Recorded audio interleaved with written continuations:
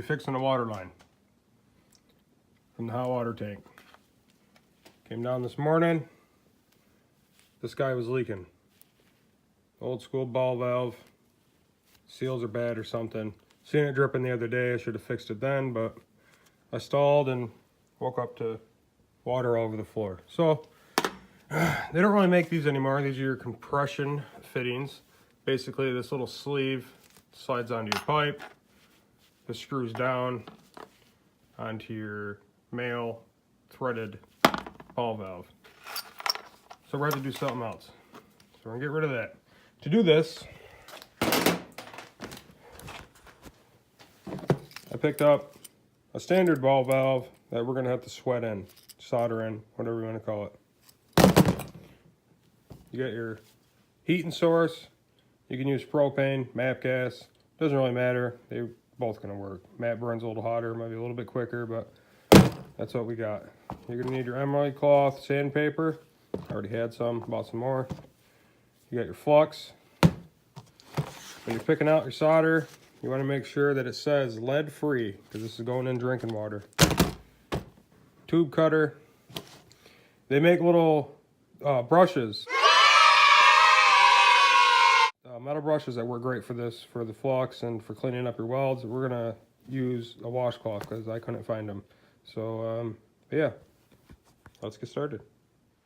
So first, you're going to want clean surfaces. You don't want any of this here because it's going to be hard to get the solder to stick to it. So you're going to use your emery cloth and clean up the edges so they're nice and bright, get all that gunk off there.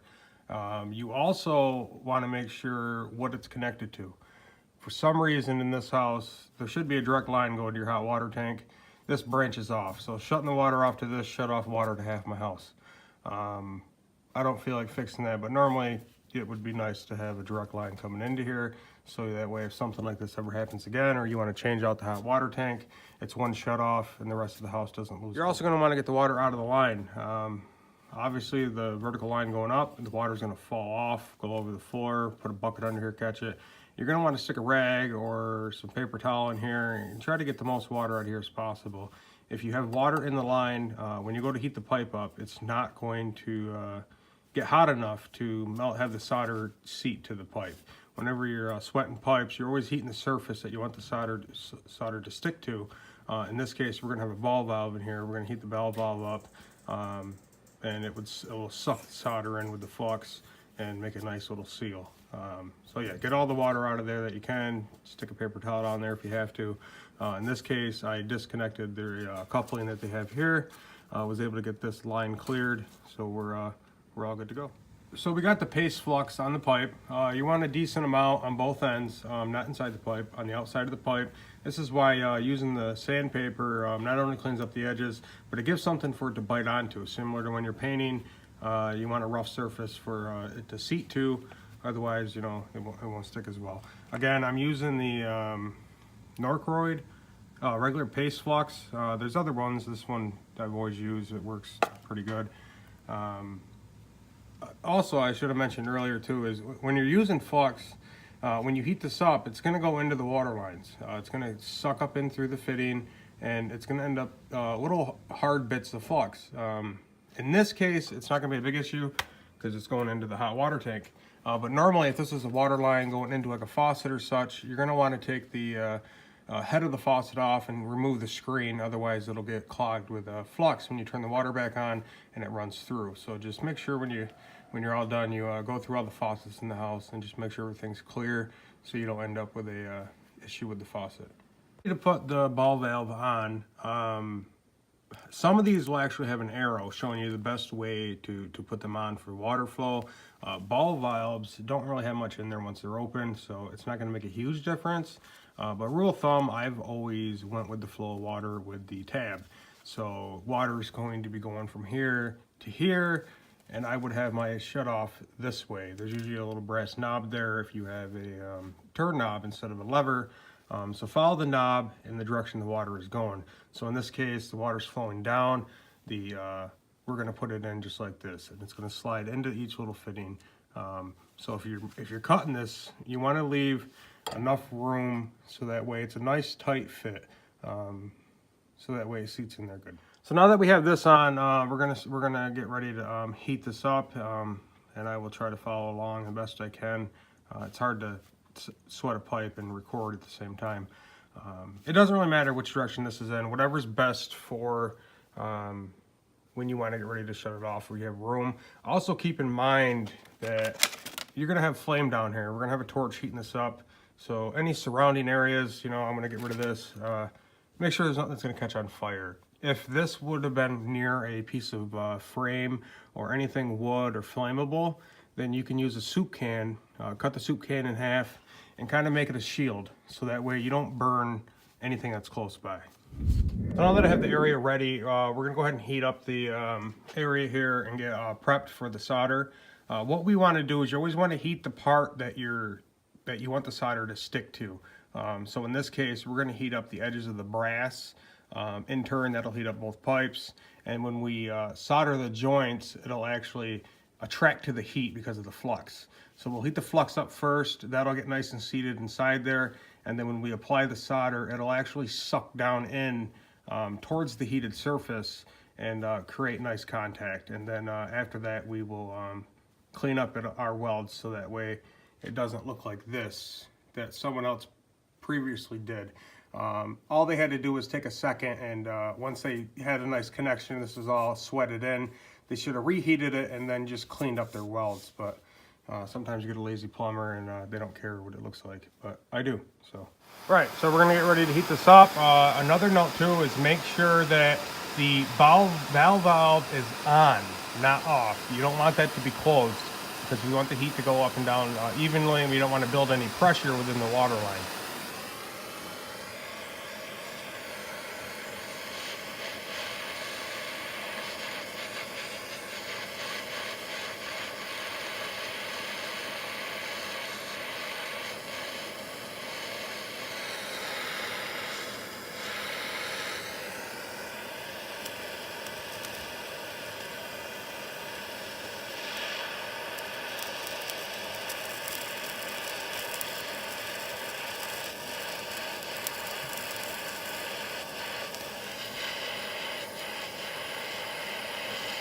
We have the flux heated up.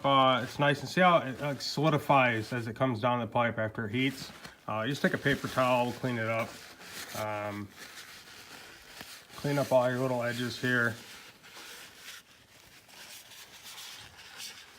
And then the only flux, because like I said, the solder is going to go towards the flux. So we want the flux to be only inside the fitting.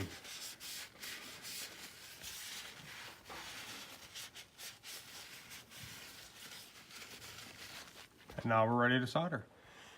Another side note before I start too is I'm going to take this lever off. It's just this little nut here. That will allow you to circle around the solder a lot better. I forgot to mention that. So just pop that little nut off, and it only goes on one way. I mean, it's gonna, just remember the way it went on. We'll tighten it back up afterwards. And it'll be a lot better to have room to be able to. It's gonna take two hands for me to do this, so I won't be able to record while I'm doing it. So basically the same thing that we just did, we're going to heat up the brass part of the fitting. I'm gonna go from top to bottom. It doesn't really matter, but we're gonna heat up the fitting. As we're heating up the fitting, you're gonna slowly just bend your solder this way. And again, like I said, you want lead free. We're dealing with drinking water. They still do make lead solder, so make sure you don't get that. But basically in the joint, we're gonna hold this here, and then just as it heats up, this will eventually, you'll see it start melting and sucking into the fitting. And when it does such, just keep the heat on it, and you're going to circle around around the pipe as you need to. You don't want to put too much in. We're probably, we'll use about that much for this top fitting. I'll rebend it and use another, 3/4 of an inch to an inch of solder for the bottom fitting. And then after that, I'll show you how you can clean up so that way it looks nice. So now that we have the pipe sweated in, make sure, like I said, as you're going around, you're going to want to move the heat just around a little bit. And you'll notice once it gets nice and hot, that solder will melt right in there. And you just want to circle around with the edge of it all the way around the pipe, make sure it's in there good. You don't want to use too much, but obviously you don't want any gaps or leaks. Same thing on the bottom. And like I said, now that it's complete, we're just going to clean up these welds so they don't look like crap. So to do that, we're going to heat it back up. If you had the metal brush, you could just use the brush to kind of flick it. Just be careful, safety glasses maybe, gloves. The solder is going to be coming off the pipe and it's really hot. It'll solidify once it hits the surface. It's not going to catch anything on fire, but it might hurt your skin or obviously your eyes if you get it in there. So.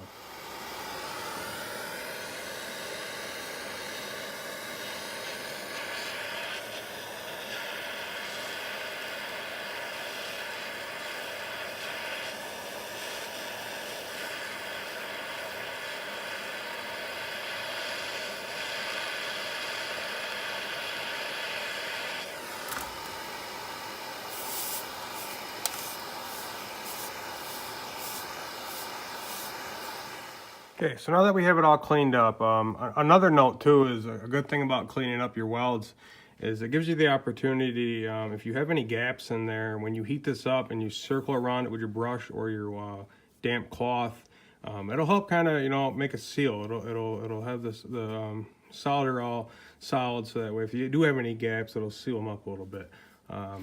It's not going to be perfect. I mean, if you want to get rid of the surface stuff that's on here, you could use a little bit of sandpaper, but as long as you don't have any big gobs like this here, that means that you're going to have a nice sweated pipe that shouldn't leak. I haven't had any leaks yet, knock on wood, but it just makes it look a little bit nicer too. So we got the handle put back on. We're going to go ahead and turn the water back on. Just like when you turn the water on to anything in your house, you want to turn it on slow. You know, these are old pipes, so you know, you go, you know, turn it on full blast, all of a sudden you're going to be doing this to all the little fittings in the house. So just nice and slow, keep an ear out and an eye out for any leaks, water dripping. Another thing, before you turn the water on with these, especially when you're doing a ball valve or any shut-off valve, is to make sure that it's that it works after you get done. Sometimes the flux or solder will get stuck in here and will prevent this from not closing. If that happens, you're just going to want to apply some heat to this as you're moving this back and forth, and it should free up. Worst case scenario, if you do end up damaging this, you'll just have to replace it with a new one. So we're gonna go ahead and turn the water back on and hope that there is no more leaks. Well, I guess it's the first time for everything, and I should have actually knocked on wood and not concrete. I did have a leak. The bottom here, there was a couple spots that didn't get seated properly. So when I turned the water on, it started jetting out. That's why you gotta turn the water on slow and listen, because it's on the other side of the basement, but I could hear water. So I shut it off, came back over. The only problem you have is now the line was filled with water. There's no way for you to heat that up hot enough to melt the solder to redo that with the water in the line. So there's a couple options you can do. I did both. It seemed to help. You follow the line up, and somewhere in the line, and if there's not, then you could put one in here, is you want to find a wastegate. And what that will look like is if you follow the line over to here, there's going to be a shut-off. Try to block that light. There's a shut-off with a little, it looks almost like a valve stem cap on a tire. What you do is you turn that by hand just a little bit, and it will start spitting out water. Leave that on while you're soldering, the steam and stuff coming through the line, the water. Put a bucket down below. That'll help get some of the water out. The other thing that I don't like to do, especially on old water heaters, is the drain cock at the bottom. You want to get the water, you know, below that level. So you put a bucket down there and slowly open that up and lower the water level a little bit. The only problem you have is sometimes with these old water heaters, especially when you're using city water and you have hard water, is once you turn that on, it'll start leaking. And if that ends up being the case, sometimes you won't be able to shut it off. The bucket will overflow, you'll end up with water everywhere. So if you have access to it, hook a garden hose up to it, standard 5/8 garden hose, and have it directed somewhere to where if it did have to empty the tank, it wouldn't ruin anything you have in the basement, preferably a drain, sub pump, what have you. I got lucky, I turned it on, filled the bucket up, turned it off, it's not leaking yet. But other than that, everything's good, no leaks here. Water is back on. I don't know if you can hear it. Natural gas water heater, it's on. I checked the house, all the faucets are running. When doing so, too, slowly turn faucets on. Air is going to come up through the line. You're going to hear it jetting out everywhere. And then just circle around the house. Your bathtub, toilets, faucets, etc. But we are all done here. No leaks. Good to go.